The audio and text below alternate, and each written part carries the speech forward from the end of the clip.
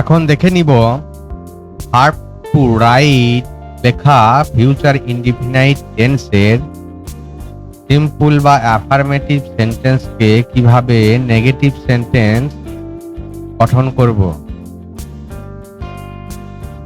Simple বা affirmative sentence I shall write, আমি লিখিব। আই শ্যাল নট রাইট, শ্যালের পরে নট বসেছে, আমি লিখিব না। উই শ্যাল রাইট, আমরা লিখিব। উই শ্যাল নট রাইট, আমরা লিখিব না।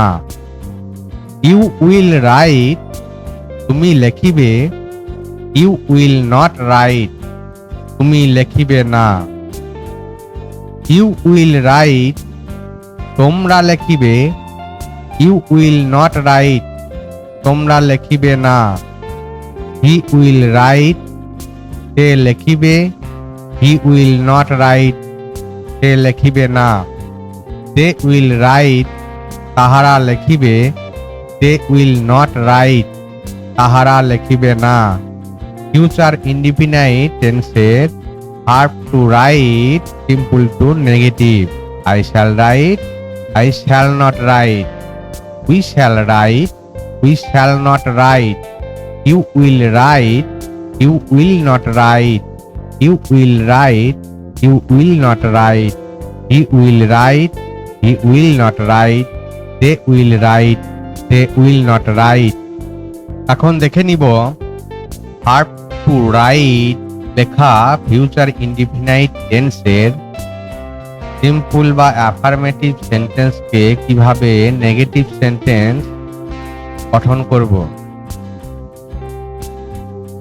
সিম্পল বা affirmative sentence I shall write, আমি লিখিব।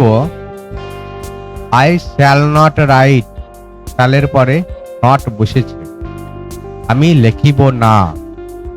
উই শ্যাল রাইট, আমরা লিখিব। উই শ্যাল নট রাইট, আমরা লিখিব না। ইউ উইল রাইট, তুমি লিখিবে। ইউ উইল নট রাইট, তুমি লিখিবে না। ইউ উইল রাইট, তোমরা লিখিবে। ইউ উইল নট রাইট, তোমরা লিখিবে না। হি উইল রাইট, সে লিখিবে। হি উইল নট রাইট, সে লিখিবে না। দে উইল রাইট, তাহারা লিখিবে। দে উইল নট রাইট, তাহারা লিখিবে না। ফিউচার ইনডিফিনাইট টেন্সের verb to write simple to negative. I shall write, I shall not write. We shall write, we shall not write. You will write, you will not write. You will write, you will not write. He will write, he will not write. They will write, they will not right.